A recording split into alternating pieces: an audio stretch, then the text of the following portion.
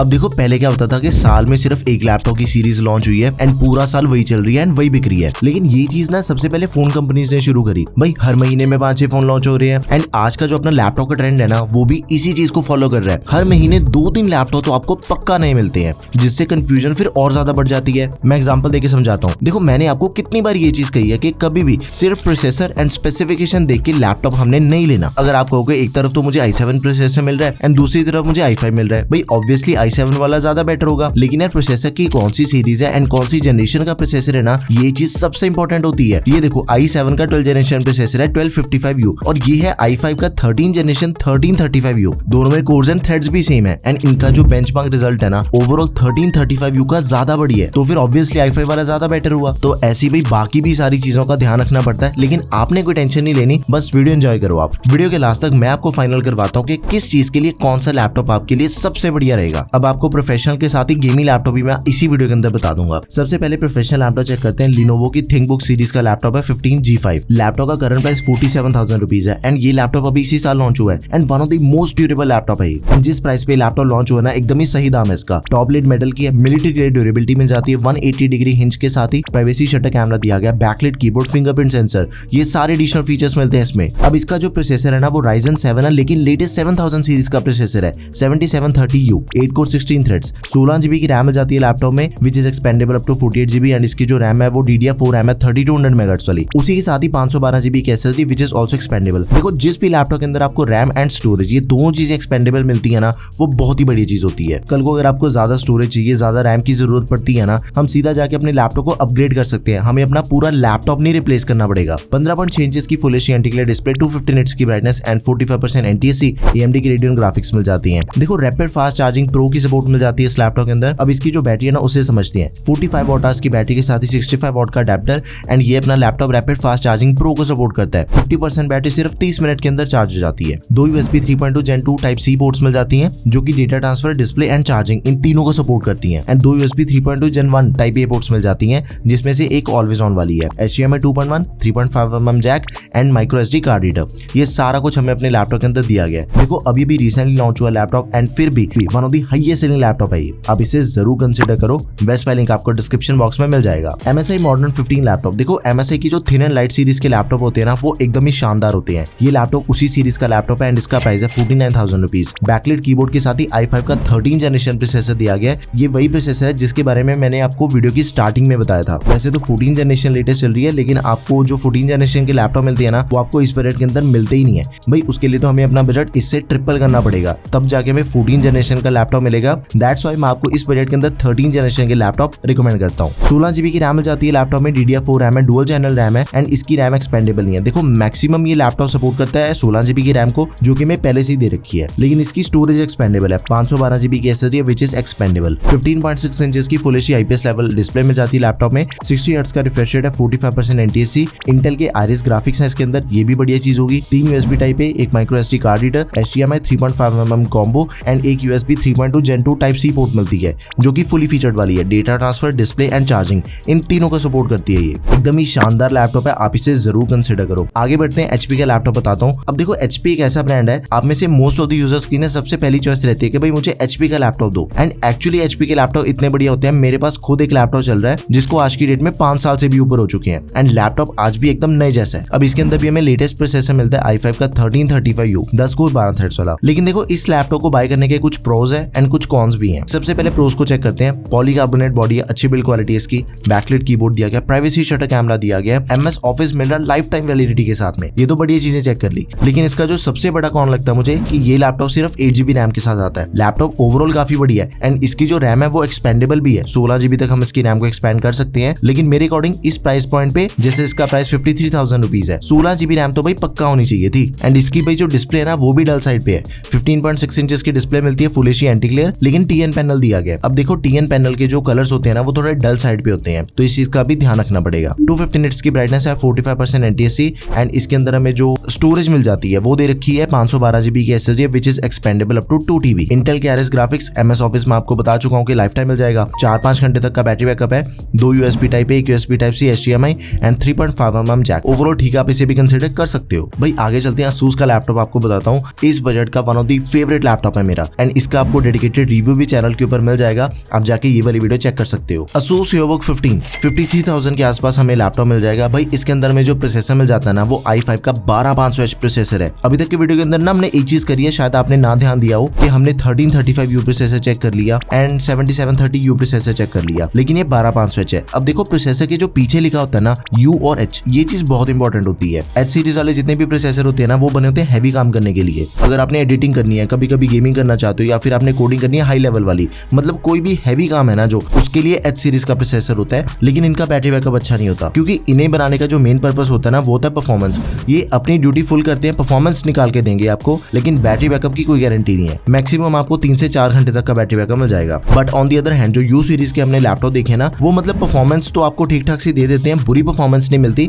लेकिन H series के comparison में थोड़ी कम परफॉर्मेंस मिलती है, बट बैटरी बैकअप आपको सबसे ज्यादा मिलेगा U सीरीज के अंदर। तो इस चीज का आपने ध्यान रखना। Okay, military grade durability, backlight keyboard, privacy shutter camera, 180 degree की हिंज। अब इस लैपटॉप के अंदर आपको एंटीवायरस मिल रहा है 1 साल के लिए मैकअफे, तो ये चीज भी काफी बढ़िया है। सारे स्कोर्स आप चेक कर लो, काफी बढ़िया स्कोर्स हमें अपने लैपटॉप के अंदर मिल जाते हैं। लैपटॉप की स्टोरेज एंड रैम ये दोनों चीजें एक्सपेंडेबल है। 512GB की SSD Gen 3 SSD है, एक्सपैंड कर सकते हैं। एंड एक्सपेंशन के टाइम पे ना इसका जो बोर्ड है वो Gen 4 SSD को भी सपोर्ट करता है, यानी कि आप लेटेस्ट वाली लगा सकते हो, जिससे अपने लैपटॉप की परफॉर्मेंस और भी बढ़िया हो जाएगी। 16GB की रैम है, DDR4 रैम है 3200 MHz वाली, which is also expandable up to 24GB, तो ये भी चीज बढ़िया होगी। डिस्प्ले 15.6 इंच की फुल एचडी एंटी-ग्लेयर डिस्प्ले है, 60 हर्ट्ज का रिफ्रेश रेट, 220 निट्स की ब्राइटनेस। अब इसके ऊपर ना मैंने गेमिंग भी करके देखी थी। देखो वैलोरेंट जब मैंने खेली तो वो चल गई थी, लो सेटिंग के ऊपर 120-130 के आसपास FPS मिल रहे थे, हाई सेटिंग के ऊपर 100 FPS मिल रहे थे। बट जो GTA 5 थी ना वीसिंग ऑन था फुल एचडी सेटिंग के ऊपर डिफॉल्ट सेटिंग, एंड जो मुझे FPS मिल रहे थे वो मिल रहे थे 35, यानी कि कभी कभी अगर हमने गेमिंग करनी है ना तो ये लैपटॉप अपना करवा देगा, उसके अंदर कोई दिक्कत नहीं है। बट गेमिंग लैपटॉप नहीं है,